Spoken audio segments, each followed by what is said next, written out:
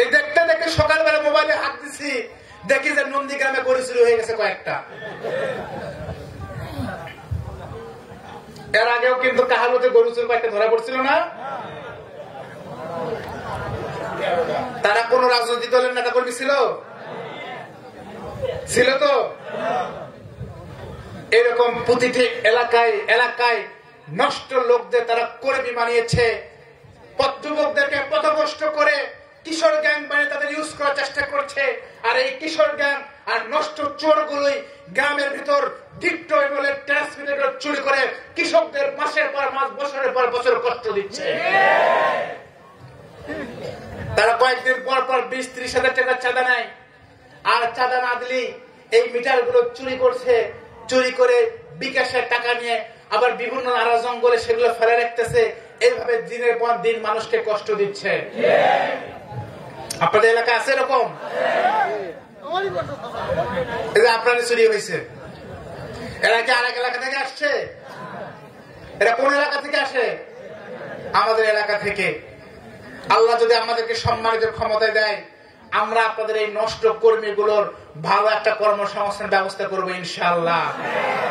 তখন আপনাদের কর্মীদের চুরি করে খাইতে হবে না, আপনাদের কর্মীদের চাঁদাবাজি করে খাইতে হবে না, আপনাদের নেতাদেরকে মামলাবাজি করে দখলবাজি করে খাইতে হবে না।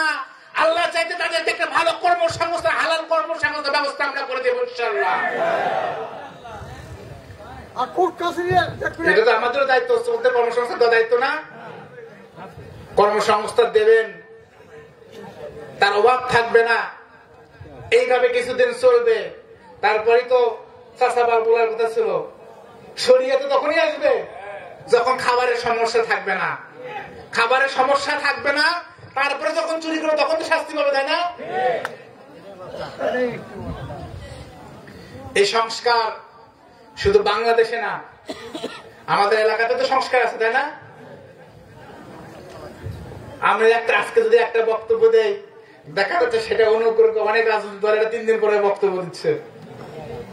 সেদিন সবুজ ভাই বলতেছিল যে আপনি সেদিন কই বললেন যুবকদের কর্মসংস্থান করবো, ই-কমার্স করবো, দেখতেছি দেখুন আবার অন্যজন বক্তব্য দিচ্ছে।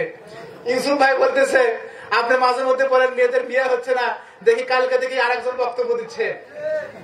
বিশ্বাস করেন, আমি ওয়েলকাম জানাই। আমাদের ভালো কাজের প্রতিযোগিতা করতে আমার কোনো সমস্যা নাই। আপনিও ভালো কাজ করবেন, আমিও ভালো কাজ করব। জনগণ সিদ্ধান্ত নেবে এই সমাজের জন্য কে ভালো। আল্লাহ যাকে সম্মানিত করবে তিনি এমপি হবেন ইনশাআল্লাহ। কিন্তু তার পরিবর্তে যদি আপনি মানুষকে কষ্ট দেন, জোর করে অর্থ আদায় করেন। সেদিন থালতা মাঝগ্রামের আচুয়ার পাড়া বিশাল পাড়াতে এক লোক এসে বলল, ভাই আমাদের নামে 6টা মামলা দিচ্ছে, মামলা দেওয়ার আগে একবার টাকা নিয়েছে, বলছে মামলা দেবো, টাকা দাও। দেওয়ার পরে মামলা দিল কয়েকটা।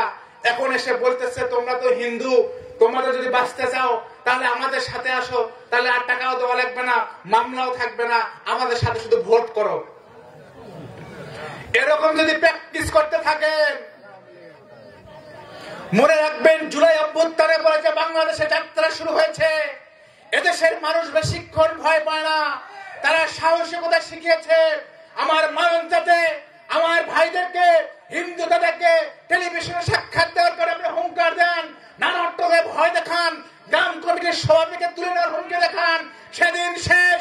কালে নন্দীগ্রামবাসী জেগেছে, বাংলাদেশ জেগেছে। আগামী দিনে রাজনীতি হবে গঠনমূলক রাজনীতি।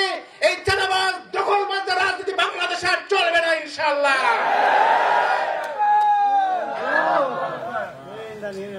সম্মানিত উপস্থিতি,